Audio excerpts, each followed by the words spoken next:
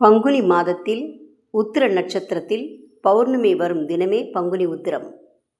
சந்திரன் அன்று உத்திர நட்சத்திரத்தில் இருப்பதால் அன்றைய தினம் கொண்டாடப்படும் விழாவிற்கு பங்குனி உத்திரம் என்று பெயர். பங்குனி என்பது சூரிய தமிழ் நாட்காட்டி ஆண்டில் கடைசி மாதம். இதற்கு பல்குணன் என்று பெயர். நினைத்ததை நிறைவேற்றும் மாதம் பங்குனி மாதம். குடும்ப ஒற்றுமையை உருவாக்கும் புனித மாதம் இம்மாதம்.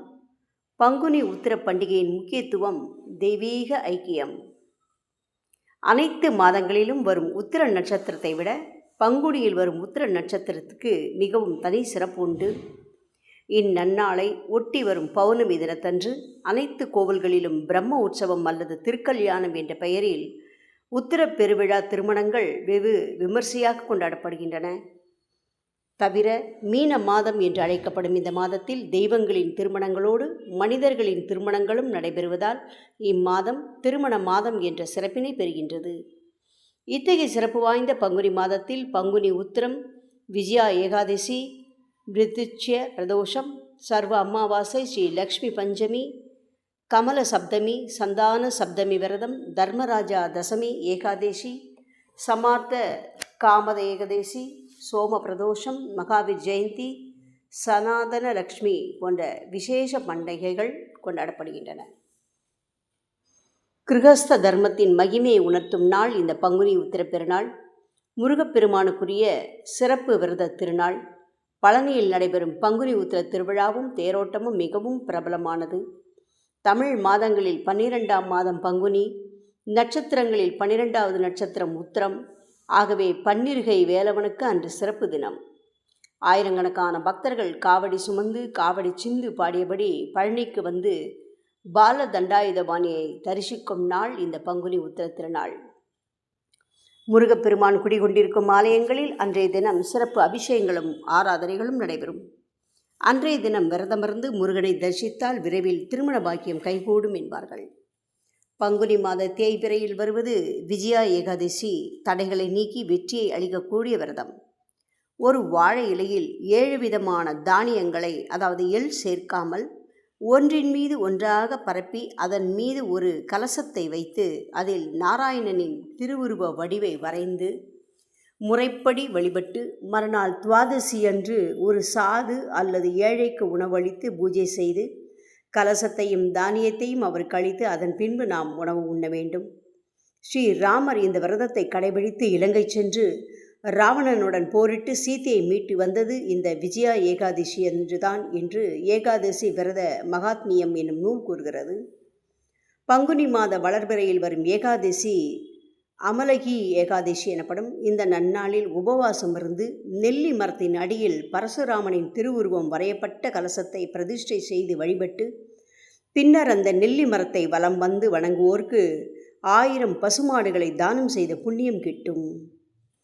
பார்வதி பரமேஸ்வரன், முருகப்பெருமான், தெய்வானை, ஆண்டாள் ரங்கமன்னார், ரதி மன்மதன், இந்திரன் இந்திராணி, நந்திதேவ சுயச்சை, சாஸ்தா பூரணை, புஷ்கலை, லோபாமுத்திரை, அகத்தியர், 27 நட்சத்திர பெண்கள், சந்திரன் ஆகியோரின் திருமணங்கள் நடைபெற்றது பங்குனி உத்திர திருநாளில்தான். ஸ்ரீராமன் சீத்தை, லக்ஷ்மணன் ஊர்மிளை, பரதன் மாண்டவி, சத்ருகனன் ஸ்ருதகீர்த்தி என தசரத மன்னனின் 4 புதல்வர்களின் திருமணங்கள் ஒரே மேடையில் நடைபெற்றது இந்த நன்னாளில்தான் என வால்மீகி ராமாயணம் கூறுகிறது.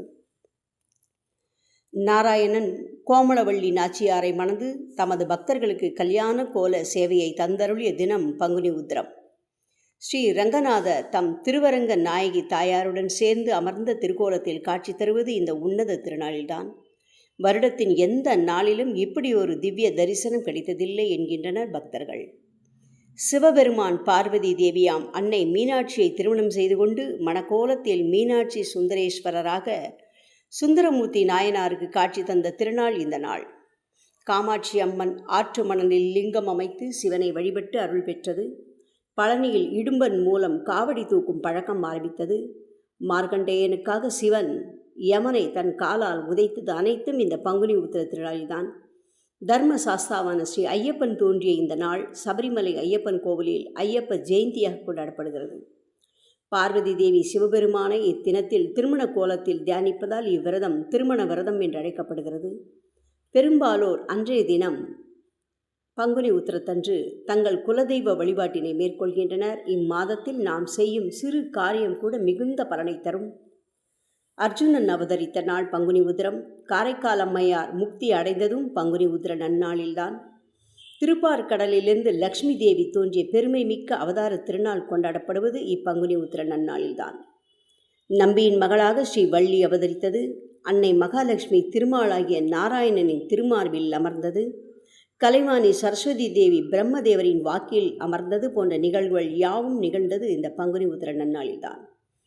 திருமணமாகாத ஆண் பெண் இருபாலருக்கும் அற்புதமான பலனளிக்கும் ஒப்பற்ற இனிய மாதம். பங்குனி மாதம் வசந்த காலம். ரோகிணி நட்சத்திரமும் பஞ்சமி திதியும் கூடிய சனிக்கிழமை அதிகாலை சுபமுகூர்த்த தினத்தில் தனக்கு ஸ்ரீராமர் அளித்த திருவரங்களையும் அவரை தன்னுள் கொண்ட திருவரங்க விமானத்தையும் ஸ்ரீரங்கத்தில் பங்குனி மாதம் வளர்வரை சப்தமி திதி சனிக்கிழமை சந்திரன் ரோகிணியிலும் குரு ரேவதியிலும் இருக்கும் மத்தியான வேளையில் காவிரி நதி தீரத்தில் விபீஷ்ணர் பிரதிஷ்டை செய்ததை 1935 வெளியான ஸ்ரீரங்க மகாத்மியம் என்னும் நூல் கூறுகிறது. பிரம்மதேவரின் சீடர்களான 5 வேதியர்களையும் சோழ தேசத்து மன்னனான தர்மவர்மாவின் பொருட்களையும் கொண்டு முறைப்படி பங்குனி உத்திர மகோற்சவத்தை நடத்தினார் விபீஷ்ணர். அவர் அன்று தொடங்கிய அந்த திருவிழா இன்றும் தொடர்ந்து நடைபெற்று வருவதாக செய்தியிருக்கிறது. மயிலையே கைலை, கைலையே மயிலை என்று போற்றப்படும் மயிலையில் பங்குனி பெருவிழா வெகு விமர்சையாக நடைபெறும்.